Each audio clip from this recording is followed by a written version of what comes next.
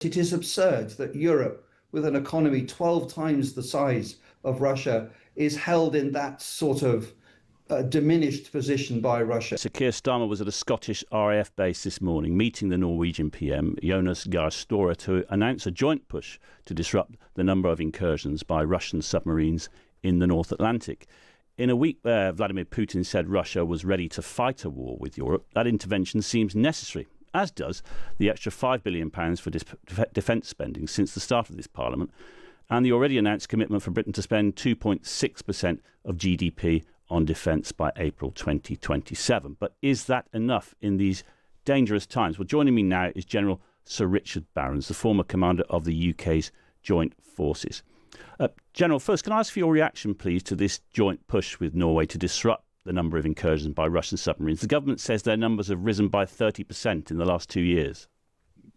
So, on one hand, it's extremely good news. This is NATO in action. These are two powerful NATO members, Norway and UK, using the same capability, which happens to be built in the UK, to maintain the security of the Northern Atlantic. But it's also not new. This has been going on for decades. It's part of the deterrence that NATO provides on our behalf every single day, and it has to keep pace with the greater Russian challenge that you just described. So if that's the case, then, is the government using it slightly as cover for the lack of clarity set out in the budget last week with regards to future defence spending?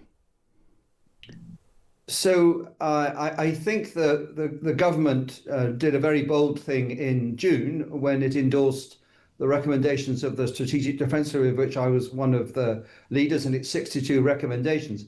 And attached to that was the financial commitment to increase defence spending to 3.5% by 2035, which is obviously 10 years away, and another 1.5% on defence and security more generally. But as you mentioned, there isn't any more money really for another couple of years.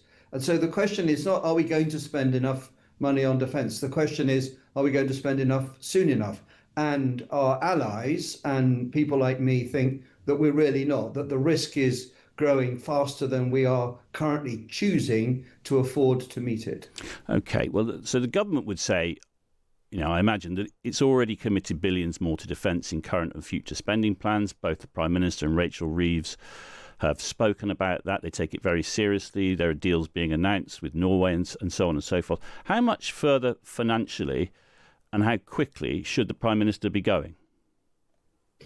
So the first thing, everybody has to recognise that this is only partly a conversation for the government, because the government is looking at the electorate, looking at you and I as citizens, and asking us, do we want, for example, to spend less on welfare, where we spend an awful lot of our money, in order to spend more money on defence sooner? And the message that they're generally getting from UK society is really no. They favour more money for defence, but not at the expense of other things yet. And therefore the challenge for the government is that they know the risks are there. They know they have a design to meet those risks in the defence review. And they know that the inside of the professional defence advice is we really have to go quicker because this risk is likely to outpace us. But this is a really difficult choice about what you do with, say, another £10 billion a year from a public sector of about £1.2 trillion a year.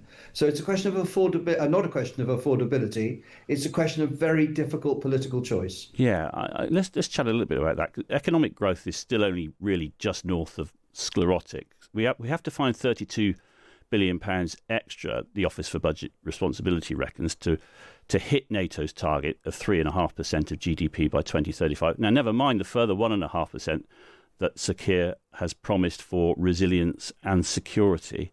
I mean, would you advocate, for instance, taking money from the welfare budget and putting it into defence? So I'm clearly not the best person to ask, because I'm an advocate for defence and security. So I will say that given the risks to the UK, as I understand them, and you just talked about the risks that are below the level of military conflict, and I will also focus on the potential risks in military conflict. The sort of damage that you see inflicted on Kyiv from missiles is the sort of damage that Russia is capable of imposing on the UK should should it come to it. So people like me will argue that we really didn't ask for it and it's not very attractive. But actually, in the world we live in, we are going to have to reduce the entitlement to things that we like more in the welfare state.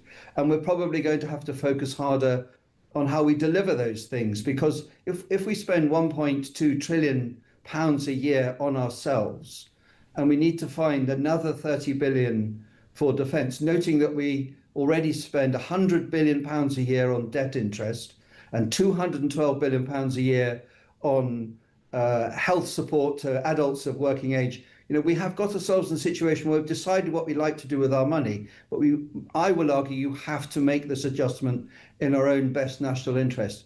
It's simply that most of my fellow citizens are not yet persuaded. Putin said this week that Russia was ready to fight a war with Europe. There's a danger, with the complacency that decades of relative peace has brought us, that we regard his words as bluster. How seriously do you take him at his word? Are we already at war?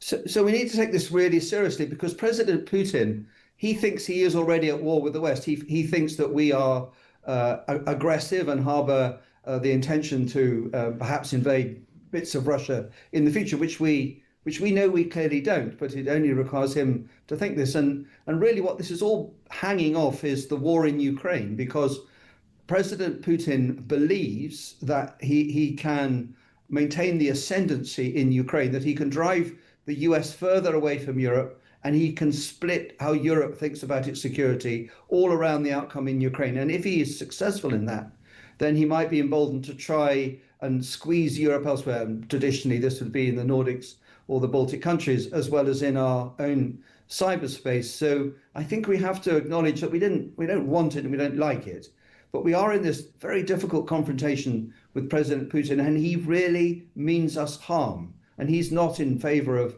us advancing our own interests. And so the choice that we're facing is, do we acknowledge that that's where we are and we do more about it sooner, which will require more money, or do we do what we're really doing now, which is doing quite a lot, but also running a lot of risk that Putin could hold the advantage over us? And when we have that thought, we need to remember that it is absurd that Europe, with an economy 12 times the size of Russia, is held in that sort of diminished position by Russia. This is something we're perfectly capable of fixing with our allies at an affordable price, quickly enough, if we choose to, and we're not choosing to.